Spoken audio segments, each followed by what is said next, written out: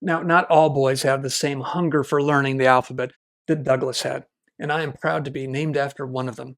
Grandpa Joe liked to tell me about his life when he was in the first grade. He remembered one event in particular for its injustice. "Hey, Joe, you know what them nuns did to me when I was in the first grade? They whooped me for not learning my ABCs. Those heartless guys. The host of Joe's Great Books is Joe Sharkey. He teaches at the University of Washington, Tacoma, but is not speaking for or sponsored by the UW.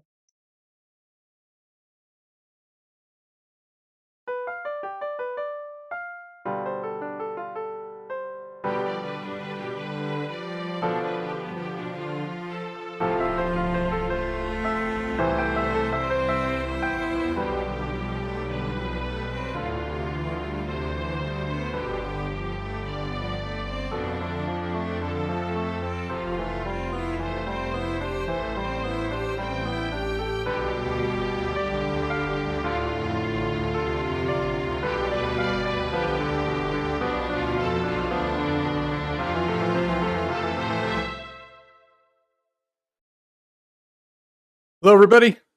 Welcome to podcast number 9 of Joe's Great Books. As always, I'll ask you to help us out and subscribe, like, comment, or share. Apparently, that's what gets a podcast circulated and the podcaster rich. The thing we introduced as we ended part 1 of this podcast was restlessness. We could easily turn to Homer's Odysseus or Plato's Socrates, or even nobody's Gilgamesh, or everybody's. I just mean we don't know the author.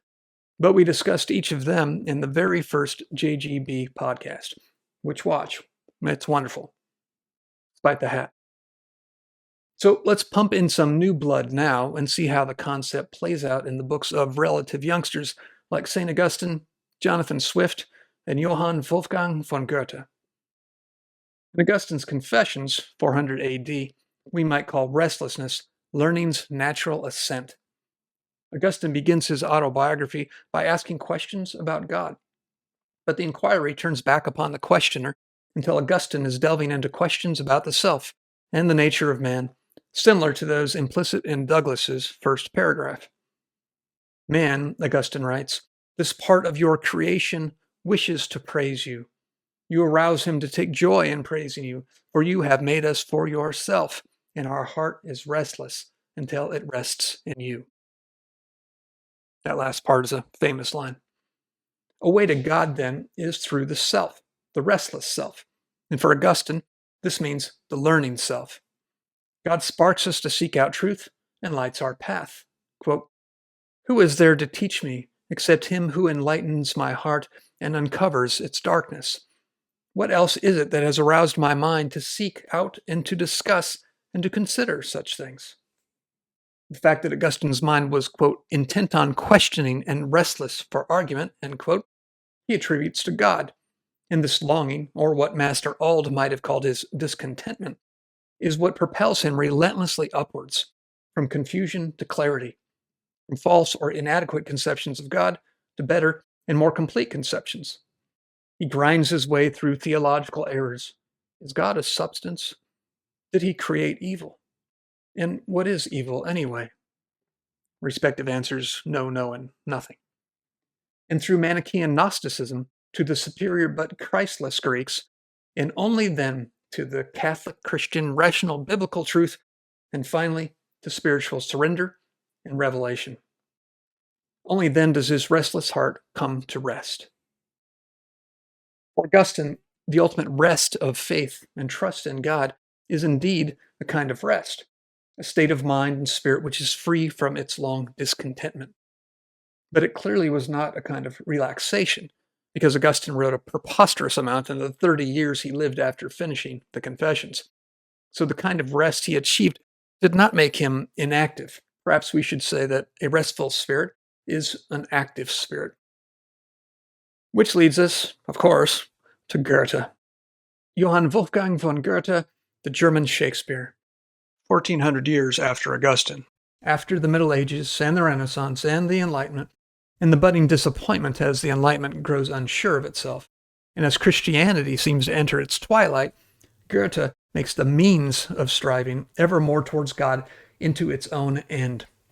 For him, the end doesn't justify the means is the end. Goethe's central masterpiece. He wrote several.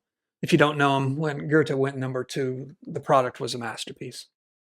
Anyway, the theology and morality of his lifelong masterpiece, Faust, seems at first glance, and second, but not third, to be thoroughly heterodox, indeed heretical. But the heresy seems to wrap around at the extreme and bring us back to something that looks a lot like orthodoxy, as long as you blur your vision and pay attention just to the broadest strokes. The way I look at it is that Goethe reaches in deep to human nature and pulls out the same quality Augustine finds in his restless heart. He calls it streben or striving. In Faust, striving becomes a self-justifying, all-excusing, cosmos-challenging virtue that can compensate for a reckless life of selfishness, including abandonment of wife and child and more than one murder, including, indirectly, of wife and child. In the prologue to this enormous 2-part poem, over 12,000 lines in all, which is a play on the first chapter of the book of Job, for which see JGB podcast number 5 and number 6. The Lord God boasts to the devil, whom Goethe calls Mephisto, not about Job, and not about a pious man anything like Job, but rather about our boy Faust, whom he calls my servant. Mephisto, a funny character, retorts, "He serves you most peculiarly, I think. Not earthly are the poor fool's meat and drink. His spirit's ferment drives him far, and he half knows how foolish is his quest. From heaven he demands the fairest star, and from earth all joys that he thinks best. And all that's near and all that's far cannot soothe the upheaval in his breast." The Lord agrees to much the same wager that he agreed to about super-pious Job so many years before. Mephisto thinks he's finally going to win one, but as he's on his way out, the Lord explains his rationale. "I never hated those who were like you. Of all the spirits that negate, the knavish jester gives me least to do. For man's activity can easily abate. He soon prefers uninterrupted rest.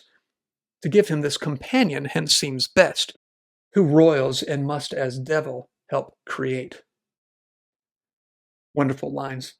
So, in Faust, man is not innately restless, but rather restful, or perhaps even slothful. We tend toward naps on the couch. Striving, which sounds to me like a good synonym for restlessness, is the virtue by which we can overcome this natural vice. It is also the virtue by which we can overcome entropy and, instead, create in the image of our Maker. Faust, the hero, doesn't disappoint. He is as hungry as Odysseus. At one point, he has the audacity to revise the traditional translation of the first verse of the Gospel of John to his liking, the one we quoted toward the end of the first part of this podcast. And don't worry, we'll get back to Douglass. Even Faust's translation is a model of striving and activity, as good art tends to be. He moves from the familiar "in the beginning was the Word" to "in the beginning was the mind" to "in the beginning was the force" to, finally, "in the beginning was the act." Faust takes as much poetic license in his translation as he does in all his hyperactive life, and you have to admit it has some appeal, especially when he says what he's describing as, quote, "the all-creating source." He also rejects the traditional Faustian bargain with the devil, namely a simple trade of omnipotence in this world for hell in the next. He revises the terms into something more complex and interesting. Here's the new pact as he offers it to Mephisto. "If ever I recline calmed on a bed of sloth, you may destroy me then and there. If ever flattering you should wile me that in myself I find delight, if with enjoyment you beguile me, then break on me, eternal night. This bet I offer." Mephisto immediately answers, "Top deal." A delightful monosyllable. The brevity reminds of Satan's rejoinder to God when Job refuses to complain about the destruction of his property and his children. Skin for skin. To see how that goes, again, JGB, number 5 and number 6. Faust's sly bet allows him to plunge into the world and learn and experience everything there is on earth. He parties with witches, has a child with Helen of Troy, and reclaims land from the sea. And for the tireless exercise of his virtue of perpetual restlessness, Faust is forgiven everything, including several deaths he helped cause, like that of Gretchen, his first and true beloved, her mother, her brother, and her child with Faust. But for Goethe, restlessness redeems. As the Lord tells Mephisto in the prologue, man errs as long as he will strive. Also, a good man in his darkling aspiration remembers the right road throughout his quest. Then, in the finale of a very, very long book, the angels in heaven declare to whoever, "Saved is the spirit kingdom's flower from evil and the grave. Whoever strives with all his power, we are allowed to save." Touchingly, Faust's newborn soul ascends to higher heavens, lured ever upwards by Gretchen's, who was redeemed in the old-fashioned way by repenting and surrendering herself to God. Thus, Goethe allows the heroine of Part 1 to be saved in the way of the traditional pious hero. He invents his theology, and he eats it too. Faust could certainly call for a podcast or 10 of its own, but for now I'll say that the way the heresy might be regarded as orthodox is that striving to know more than a man can know, a drive traditional Christianity would immediately recognize as the one behind original sin, the pride of Adam and Eve to be like God despite his prohibition, and of course, the sin of Satan rebelling against his maker. Well, this proud striving in Faust isn't a sin if God approves of it, and Goethe's God does. By striving to know and to experience everything in God's creation, Faust shows admiration for it all, even gratitude, even love. Take out the fraternization with the devil and the complicity and murder, and even Augustine himself, gracious learner and teacher that he was, might have smiled on it. But taking all that out would make Faust a rather short and dull book. Now, this quality we see in Goethe and Augustine, we also see in Douglass, or else I wouldn't have brought it up. He makes it plain in that potent first paragraph. Remember that? Of the date of his birth, he says, "I was not allowed to make any inquiries of my master concerning it. He deemed all such inquiries on the part of a slave improper and impertinent, and evidence of a restless spirit." Give an N-word his birth date, Douglass's master, maybe father, might have said, and he'll take his birthright, too. That is, to a life befitting of a rational animal. And by telling the young, not yet broken Douglass's mind to stand still, not to move, not grow, he stung it like an accidental gadfly and made it more keenly aware of the light outside the cave. How does this restlessness then manifest itself in the young Douglass? We might answer with another very Western world. It manifests itself through a Bildungsroman, that is, a story of a young man coming of age, or more specifically, the formation or education of a young man. This German term, which combines the words for education and novel, Roman, we use to describe the stories of many famous Western heroes: Telemachus, Wilhelm Meister, Dickens' Pip, Huck Finn, Stephen Dedalus, a lot of them. Call out your favorite.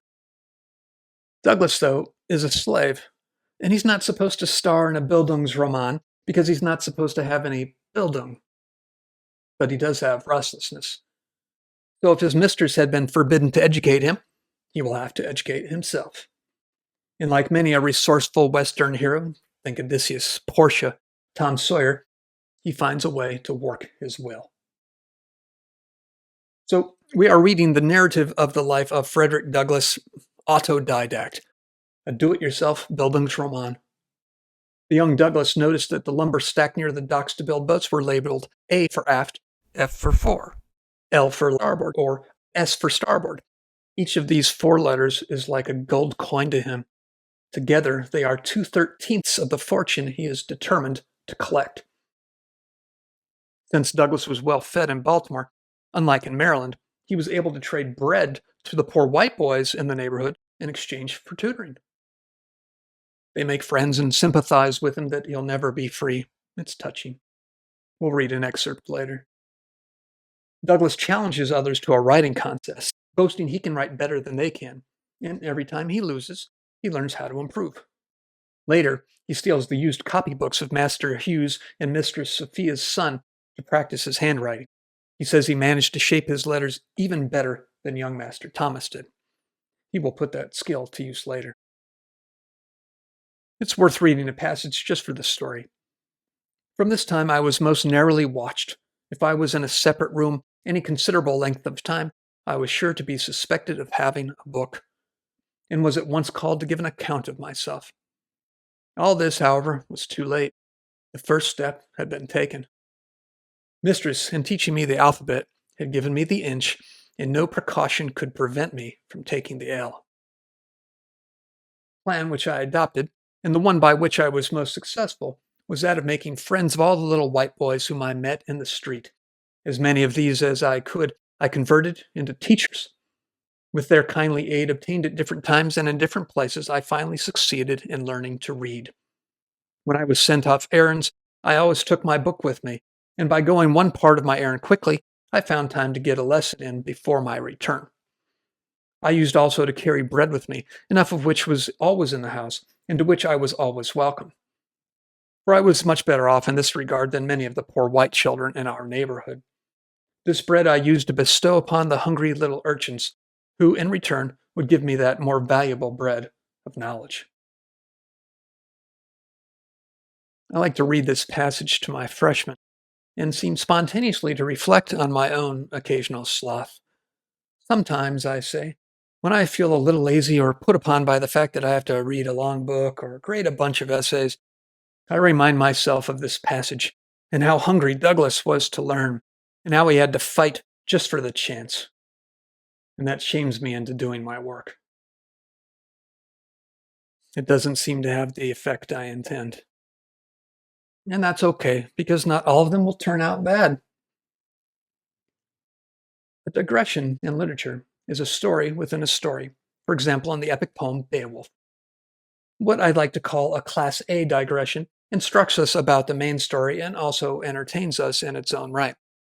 A Class B digression is entertaining, but not instructive about the main narrative. A Class C digression is a waste of time. Now, not all boys have the same hunger for learning the alphabet that Douglass had, and I am proud to be named after one of them, the famous undertaker, poet, lover, hunter, and picaro of Breckenridge, Minnesota, Grandpa Joe Vertin. I'm told he was kind of a hard ass before his stroke, when I didn't know him, but I know that he was a sweetheart and hilarious afterwards, when I did. Probably it was just knowing me that softened him. That or the stroke. Grandpa Joe liked to tell me about his life when he was in the first grade. He remembered one event in particular for its injustice. Hey, Joe, you know what them nuns did to me when I was in the first grade? They whooped me for not learning my ABCs. Those heartless guys. Now, that, I suppose, is the strict opposite of Douglass's situation. But autodidacticism isn't the only path to success in these United States of America. Joe Vertin, for example, pretty much pulled himself up by his own bootstraps. His brother opened a furniture store, and Grandpa Joe attached a funeral and an ambulance service to it, which apparently was natural in those days. Over the decades, it became quite a successful mix of business and service. And he learned his ABCs just fine. He graduated from St. John's University in Collegeville. Digression within a digression. As I said, Grandpa Joe had a stroke when he was in his 70s. When he came to in his hospital bed, they asked him some questions. Joe, do you know where you are, Joe? Yeah, right here. Joe, you've had a stroke. Can you move your arm for me?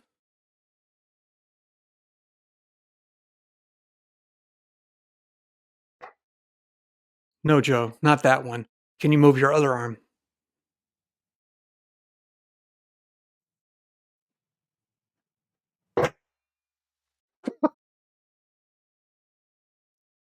Later, in the old folks' home, I hope they start to call it that again when I get there. Grandpa Joe didn't like the big guy that helped move him from chair to chair. So one day, he called the guy over. Hey, come here. The guy comes over. Closer. The guy bends down a bit. Closer.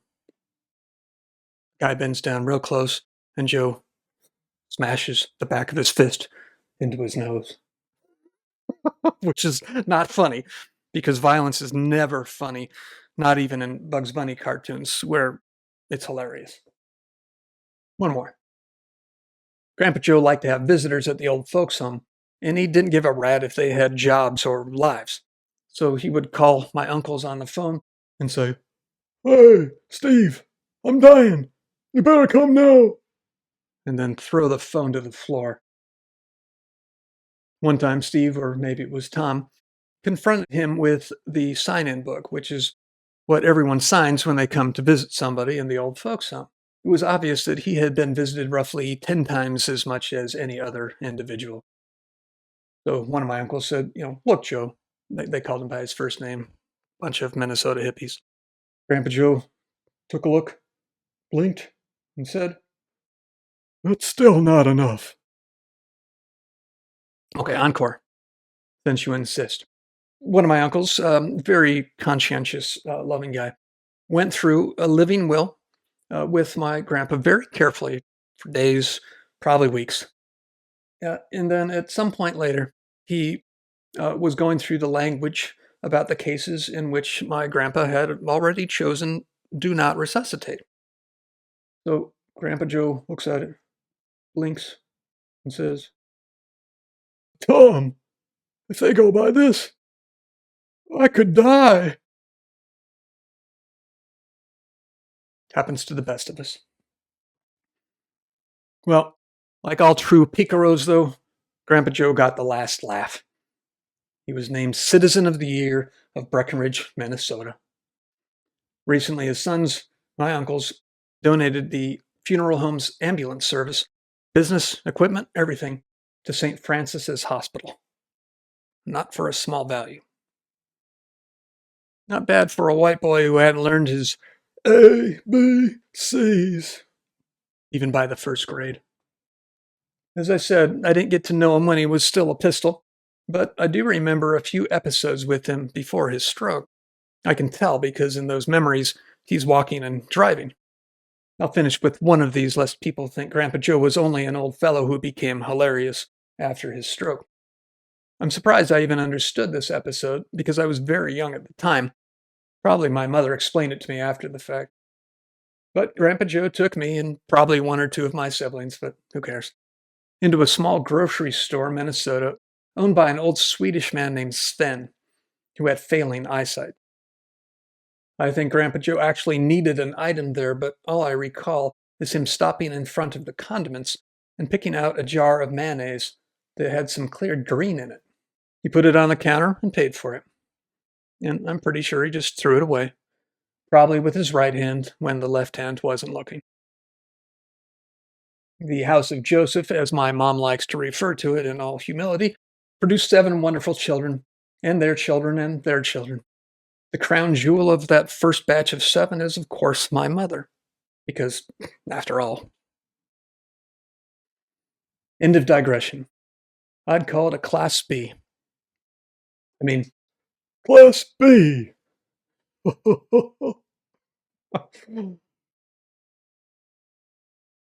we recall that, pre-digression, the young Douglas was didacting his auto, and not just about his ABC, but about his nation, justice, and his own manhood. He writes, I'm strongly tempted to give the names of 2 or 3 of those little boys as a testimonial of the gratitude and affection I bear them. But prudence forbids, not that it would injure me, but it might embarrass them. For it is almost an unpardonable offense to teach slaves to read in this Christian country. Ouchie, says the United States. I used to talk this matter of slavery over with them. I would sometimes say to them, I wished I could be as free as they would be when they got to be men. You will be free as soon as you are 21, but I am a slave for life. Have not I as good a right to be free as you have? These words used to trouble them. They would express for me the liveliest sympathy and console me with the hope that something would occur by which I might be free. Prophetic boys. I was now about 12 years old, and the thought of being a slave for life began to bear heavily upon my heart. In this passage, Douglass expresses a longing to be free. We might call that restless, but we might also call it restive, that is, unruly or rebellious. The meanings of the two words are similar but distinct. I would say we need both to characterize Douglass properly. He is clearly always discontented as a slave, and therefore restlessly striving for what's better, namely freedom. And that makes him restive in the face of his enslavement. We can hear both qualities in this self-reflection from later in his life, when he has become a young man, still a slave, but able to work with a certain degree of independence. After learning how to caulk, I sought my own employment, made my own contracts, and collected the money which I earned. My pathway became much more smooth than before. My condition was now much more comfortable. When I could get no caulking to do, I did nothing. During these leisure times, those old notions about freedom would steal over me again. What did Joseph Pieper say about leisure? The basis of culture. I have observed this in my experience of slavery, that whenever my condition was improved, instead of it increasing my contentment, it only increased my desire to be free and set me to thinking of plans to gain my freedom. Similarly, speaking of his master, he writes, he would, however, when I made him $6, sometimes give me 6 cents to encourage me. It had the opposite effect. I regarded it as a sort of admission to my right to the whole. The fact that he gave me any part of my wages was proof, to my mind, that he believed me entitled to the whole of them. I always felt worse for having received anything, for I feared that giving me a few cents would ease his conscience and make him feel himself to be a pretty honorable sort of robber. My discontentment grew upon me. We recall once again the insight of Master Old, who understood the restiveness of human nature. An inspiring passage in Douglass's self-education, at least for those of us who are great book zealots, and we all are, comes when the young Douglass gets hold of an anthology titled The Columbian Orator, which includes a dialogue between a master and a slave. The slave's powerful arguments, quote, resulted in the voluntary emancipation of the slave on the part of the master, which, as we all know, is just how it happened in the United States. This book also included a speech by the Irishman Richard Sheridan arguing in favor of Catholic emancipation. It never occurs to Douglass not to be inspired by Sheridan's mighty speeches, as he calls them. And why would it? When Douglass, quote, read them over and over again with unabated interest, he says, they gave tongue to interesting thoughts of my own soul, which had frequently flashed through my mind and died away for want of utterance. Thus he calls attention to one of the gratifications, and I'd say justifications, of the great book's mindset.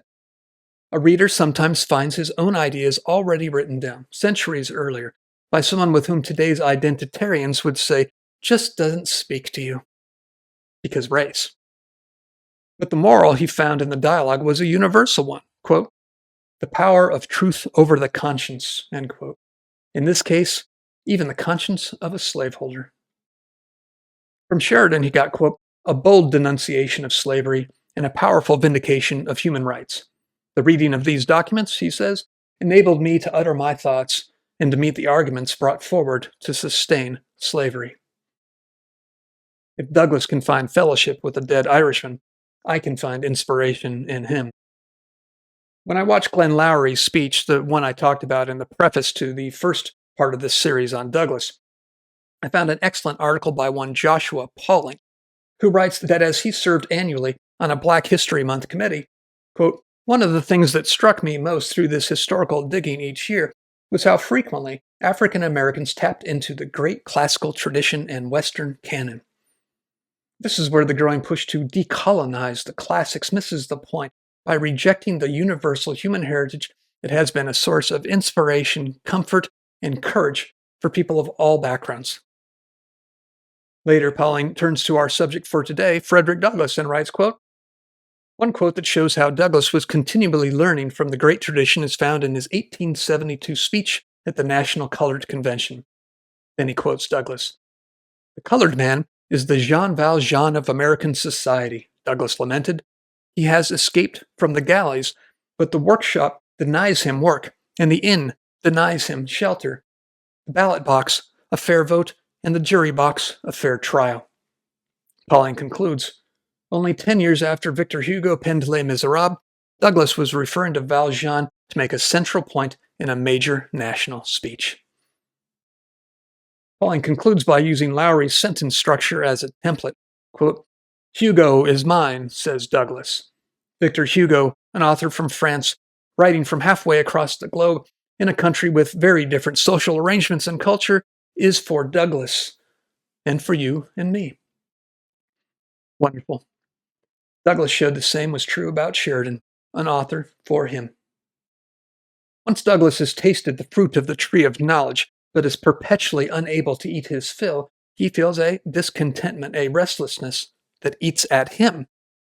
Because although this quality of always wanting something better is a benevolent force, it is not a comfortable one, as he relates. As I read and contemplated the subject, he means Sheridan's denunciation of slavery, behold, that very discontentment which Master Hugh had predicted would follow my learning to read had already come to torment and sting my soul to unutterable anguish. As I writhed under it, I would at times feel that learning to read had been a curse rather than a blessing. It had given me a view of my wretched condition without the remedy. It opened my eyes to the horrible pit, but to no ladder upon which to climb out. In moments of agony, I envied my fellow slaves for their stupidity. I have often wished myself a beast. I preferred the condition of the meanest reptile to my own, anything, no matter what, to get rid of thinking. As he feels his literacy become a burden, he seems to channel Shakespeare, one of his favorite authors. I think we can hear Caliban, though quietly, as he complains to Prospero. "You taught me language, and my prophet on't is. I know how to curse." We hear Hamlet more loudly in Douglass's wish to be a beast. As Douglass feels his literacy become a burden, he seems to channel Shakespeare, one of his favorite authors. I think we can hear Caliban, though quietly, complaining to Prospero. "You taught me language, and my prophet on't is. I know how to curse." We hear Hamlet more loudly in Douglass's wish to be a beast. Hamlet repeatedly scolds himself for behaving like one. "What is a man," he asks, "if his chief good and market of his time be but to sleep and feed? A beast, no more. Sure, he that made us with such large discourse, looking before and after, gave us not that capability and godlike reason to fuss in us unused." Of course, we all know how it turns out. Douglass is a Caliban who educates himself into a Prospero, which is the same way Prospero got to be Prospero. But if we remember the three graphs of the hero, we know he won't achieve this success by means of a steady, unchallenged ascent. In his teens, Douglass is transferred to a new owner, Master Thomas, Master Hugh's brother, not his son. Inexperienced with slaves, Thomas gave up on beating the restiveness out of Douglass after several severe whippings failed to do it. As Douglass recounts it, he resolved to put me out, as he said to be broken. And, for this purpose, he let me for 1 year to a man named Edward Covey. Mr. Covey was a poor man, a farm renter. He rented the place upon which he lived, as also the hands with which he tilled it. Mr. Covey had acquired a very high reputation for breaking young slaves, and this reputation was of immense value to him. Added to the natural good qualities of Mr. Covey, he was also a professor of religion, a pious soul, a member and class leader in the Methodist Church. All of this added weight to his reputation as a N-word breaker. Well, as I said, we all know Douglass escapes and becomes one of the greatest abolitionists in our history, so we know what this Dick Covey is in for.